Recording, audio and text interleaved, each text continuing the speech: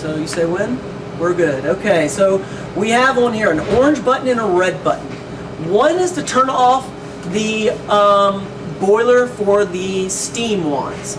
So I turn it off. Does that mean they won't work? No, they're still going to work for a little bit of time due to the fact that the boiler is still heated up. It's still got heat. Just because I turned it off doesn't mean that it instantly goes cold. But in about 20 minutes, I could hit this and it will do nothing at all. So sometimes people will be like, hey, my espresso, I'm getting hot espresso shots, but my steam wands don't work. And it could have been something to where they were cleaning this machine and they accidentally flipped it off and didn't realize it. This is your main power button right here. You shouldn't ever have to turn off the main power unless we're cutting the water off to the machine for some reason. That is the only time we cut the machine off, is if there's some kind of maintenance going on, or if the city is digging up a water line and they're going to cut water off to our building. To do something like that, we always turn off our steam wand boiler first, and then we turn our main power off next. And we would always do it like that. Turning it on, basically the opposite. I'm going to always turn my power on first. I'm going to let it go through all my settings. And then I will turn that on.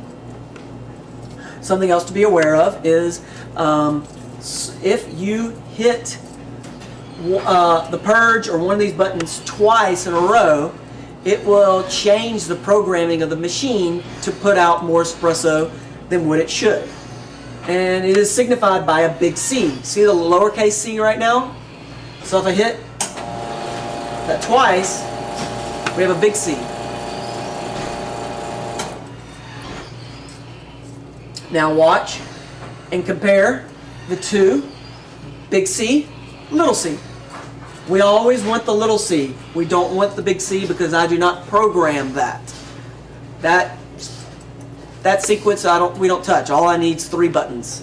So to get it back to where it should be with the little c, press it twice, 1, 2, I got my little C back.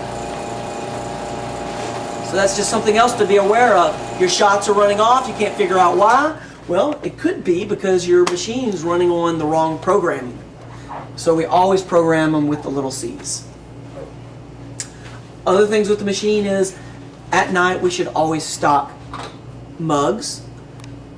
That is so if I run out of mugs in my warmer drawer in the store, I could always hand this to a customer. They won't be agitated. Here's your hot mug. Sorry that we're out of them out front. I'll get you some more. So we always keep mugs up there for that reason. Then we have our in-house cappuccino and latte cups. This is for 16 ounce or 12 ounce. You can't really do a 20 ounce in this size. You could do a 16 ounce hot chocolate.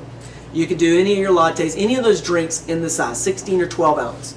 But that is for in-house. Presentation wise, you can't beat it. It looks really good. As well as it saves us on disposables.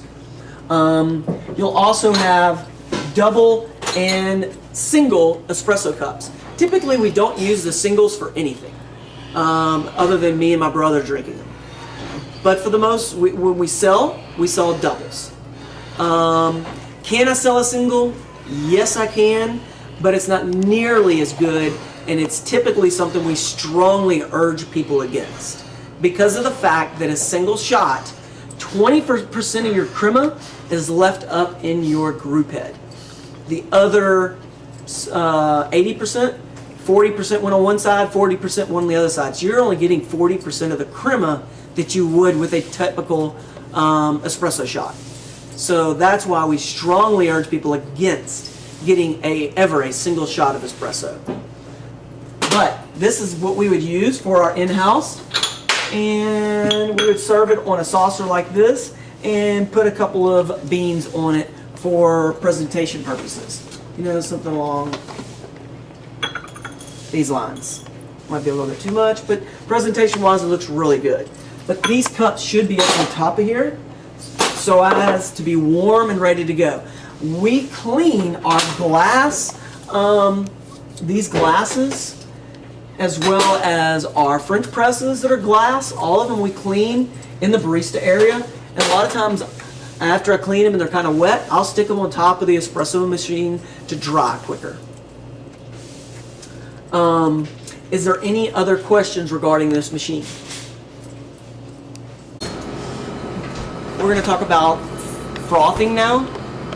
A big thing in frothing is the materials that you use. You have your steaming pitchers. These steaming pitchers are labeled half and half, which is for your hot chocolate, which is half and half 2%. And or if somebody orders a breve latte, you would use half and half. You have soy, you have skim, you have 2%. They're labeled for the reason that after we steam our milk, if there's some left over, we're going to stick it in the refrigerator and save it and use it again later. So we have our labeled pitchers. Also, the size of the pitcher is really important in selection as far as what am I making. As far as if I have just one latte versus 3 lattes. So we have different size pitchers. We typically have 2 skim milk pitchers and 2 2% pitchers. One's big, one's small. It will take me half the amount of time to steam a pitcher of milk in here versus a pitcher of milk in here. So if I've only got 1 latte, I'm going to use this right here. I'm going to use the smaller of the 2 pitchers because it'll go quicker versus if I have 3 drinks or more. Another thing is, it's easier for me to make a good creamy froth with a small pitcher versus a big pitcher. So there are those factors in determining. When I get my order and I know what drink I have, I'll have my ticket. I'll have it over here. I'll look at the size. Okay, this is just a 12 ounce or a regular latte. I'm going to go with my smallest pitcher I can. If it's skim, it would be this one. If it's 2%, I have a small 2% pitcher that's around here somewhere. And I would use that one. So selecting the pitcher. Then how much milk do I use? I'm only making a 12 ounce latte, so I don't need a lot of milk. I say that there's a fill line on these pitchers that's right here at this brim. I don't like to have milk filled up any more than that due to the fact that if I froth, there's always a possibility of it overflowing. So on any latte, you should never fill your milk above this point. For a cappuccino, you're actually going to go lower. And the reason why is for a cappuccino, you're going to build up a whole lot more froth. So I'm going to show you that real quick and what I'm referring to. I'm going to fill up a pitcher for a latte versus a pitcher for a cappuccino, and I'll show you the growth in the milk so that you can see that real quick. You can stop it, Crystal.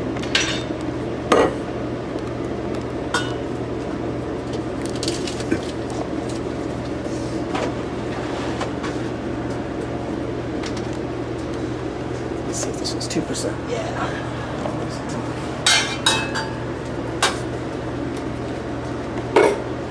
The store's closed. Oh, y'all are? Yeah, it closes at 2. We're doing a training. Oh, okay. Well, happy training, guys. Thank you. So what I'm going to do is I'm going to show you all the difference in how much milk I would use.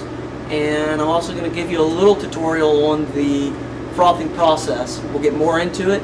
But in both of these pitchers, I have one that is filled up exactly to that little fill line that I mentioned to y'all, and the other one is about 1 inch to 1/2 inch shorter.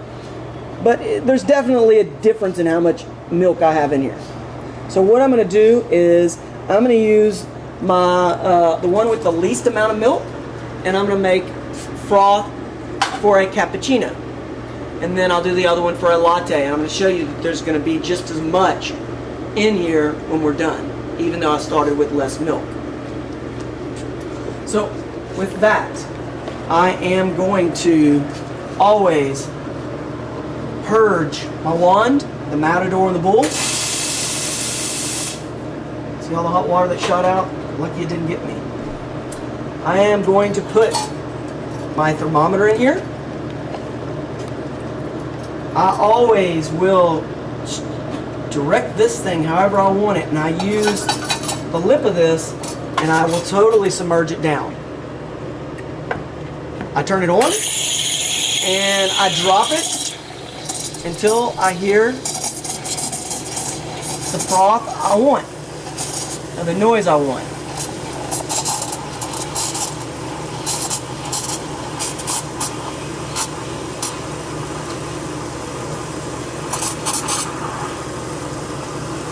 Alright, at a certain point I'm going to raise my pitcher so that I mix in my milk.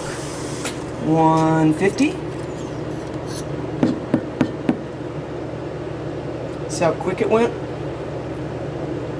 Now I'm making sure that my milk and my froth get mixed up well with each other to get us a good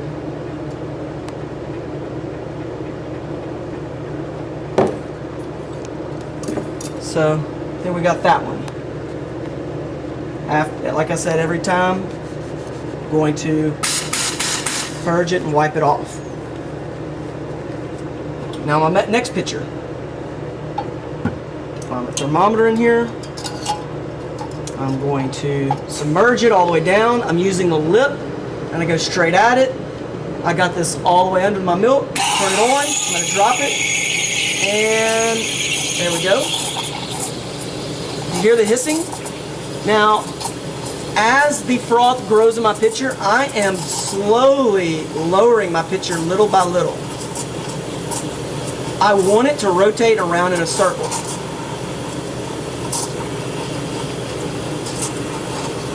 At a certain point, I'm going to raise it, and at this, you see how it's spinning really well?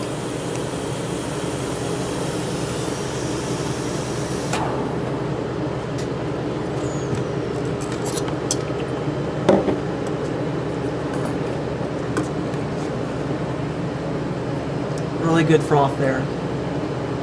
It's easier to make it for a latte versus the cappuccino for me. You can see it's a little bit more creamy, as well as the longer this one sits, the more it'll separate. So with that,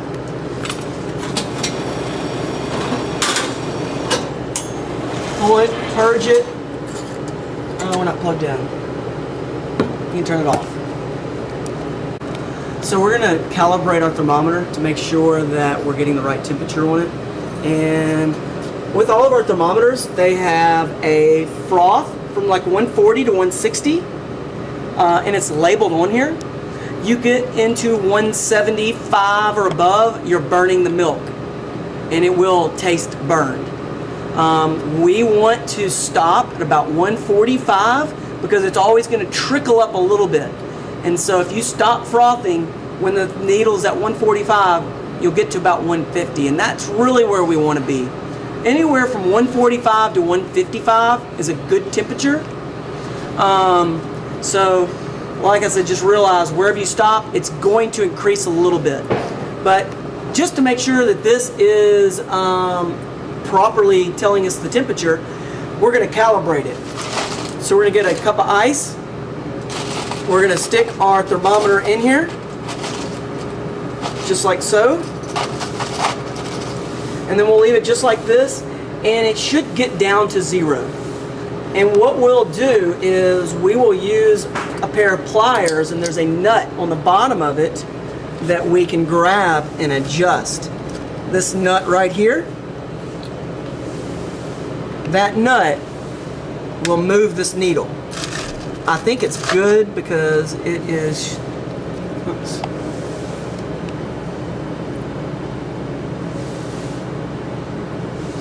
Getting lower. See, I think we're pretty good on this one right here. But if I felt like it was off, because we all know what freezing is, it's 32. So if it was at 40 for some reason, you would just take this, you'd grab it onto here, you'd look at your needle, and based on which way you twist it, that needle moves in that direction. So you can easily adjust your thermometer to make sure it's got the proper temperature. But that's how we would calibrate our thermometers. And that's it on that. Okay, so main part with the frothing process is operating the pitcher, operating the steam arm. So we're going to play pretend for a second. This is your steam arm. This is your pitcher. You're always going to start off with the steam arm submerged towards the bottom of it. You'll turn on your steam wand to where it's blowing, the hot steam, and you'll slowly pull it back until you start to get the sound that you want, and it's a hissing. It's not a loud noise. Let's say something like that. It is a slight hissing sound that you're looking for. It is more something along the lines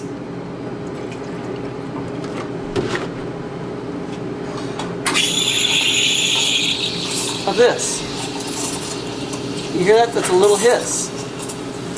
If you can come look at my milk, it's also, I'm not moving my pitcher anywhere. Come look at my milk, and it's rotating around in a circle. Now I'm going to move it up, and now it's circulating even more. And that is where you get your froth that you need to make latte art. That's where you get your really creamy stuff, like for making our flat white. This is the type of froth you need. It looks like milk, but it's not milk, it's froth. Another thing to do to determine whether you have the right and you have good froth or not is to take your froth. I'm going to go ahead and drain out all my milk that I can. And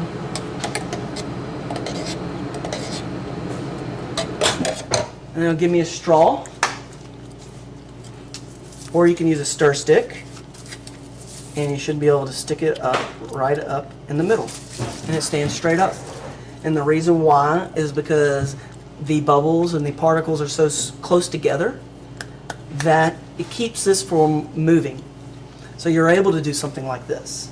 And then that tells you have the good froth that you're looking for, and what you would use, like I said, for really nice latte art, and or if you're making our flat white, that is the type of froth we want. This really, really creamy stuff versus the bubbly, really, I will show you the other real quick.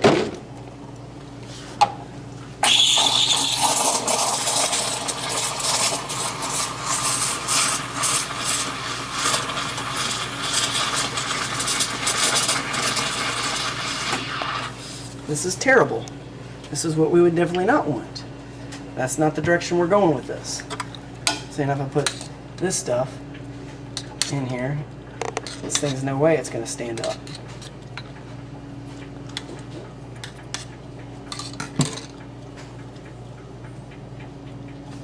This is not going to do it. I can even get close. Versus, well, I don't want to do it anymore, does it? There we go. So this is another way to, am I doing good froth? Am I not doing good froth? What we're ultimately, the goal that we're going for, one versus the other. The taste is 10 times, what this is. This is air. This is not what we're going for. And a way to combat something like this is the rotation of your milk. So I have really bad froth in here right now. I can improve upon this froth by submerging it and then mixing it up. It might be too much in there.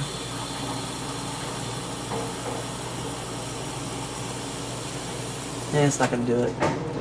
But I need to mix it up to where the big froth starts circulating and making that, like that tornado, and or just, it's got to mix up. If it's not mixing up, you might as well turn it off, pour it all out, because you're never going to get to where you want it to be if it's not rotating around. Any questions on that? How are we looking at